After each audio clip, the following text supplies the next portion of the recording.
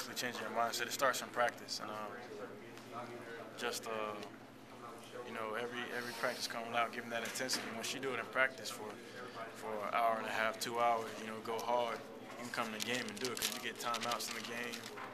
You get TV timeouts, dead balls. In practice, we're back and forth, up and down for an hour and a half, 2 hours straight. So it starts in practice. Once you get a couple days of practice on your belt and you realize how hard you have to go, you get adjusted to it, and it makes the game easier.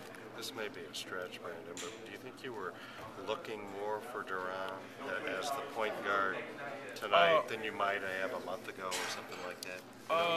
Not necessarily, but tonight, like I said, I knew he had it going, so definitely more so than a lot of nights because. No pun intended, huh? Yeah.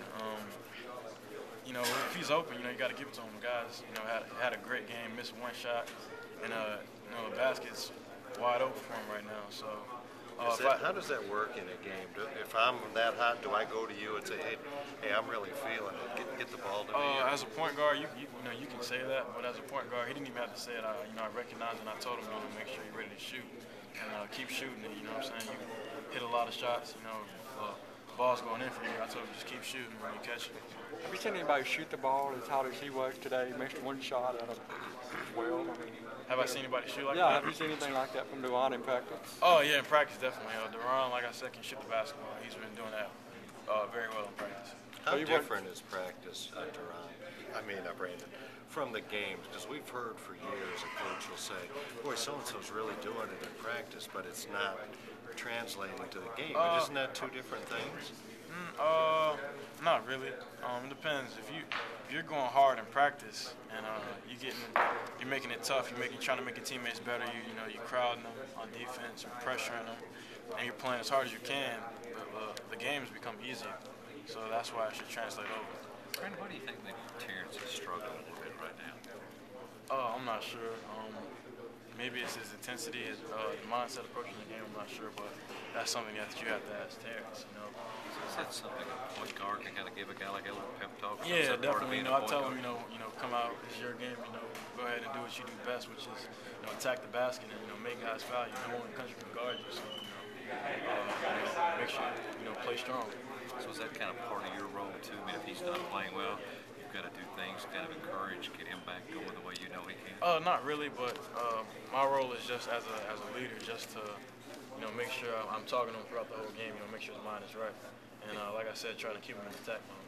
If he's not hitting his shots, does anyone else on the floor behave any differently, thinking maybe I'm gonna have to step up and hit some shots? Not really. I think we just play, like I said, in the flow of the game. Whenever someone's open, we're passing to him. Or if we have a guy that's making every shot that he shoots, we're looking for him, more so than everybody else. What do you have going on for Christmas? Why are you able to talk to us right now? I'm going home tomorrow. Oh, okay. Yeah. Brandon, when you hit your knee, I thought the way you reacted, pounded the floor like that, I thought you were really hurt. No, I didn't think. I knew I was all right. Like I said, I was just frustrated, and I never like laying on the floor in front of thousands of people. So you just were practicing slamming the floor with your hand there? Yeah, I did that in high school. I did it all the time. It's just a reaction for me.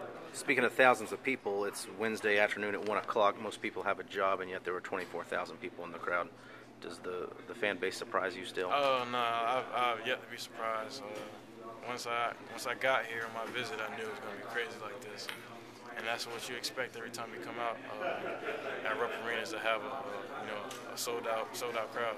Calipari talks about the eighth guy possibly being Jared. He mentioned Stacy and John, but now he mentions Jared for the first time. Mm-hmm. Do you see that in practice? You think that's a possibility? Yeah, because Jared, like I said, does whatever coach says he can, says he needs him to do. He comes in and does only what he can do, and he's a very disciplined player, and that's what coach likes, disciplined players that come in and play with high intensity. You go against him. What kind of skill level do you think he has? Good enough to play at our level. Jared's a great player, can get to the basket. Sometimes he surprises us, goes in and scores layups over our bigs. Like, wow, so Jared can play.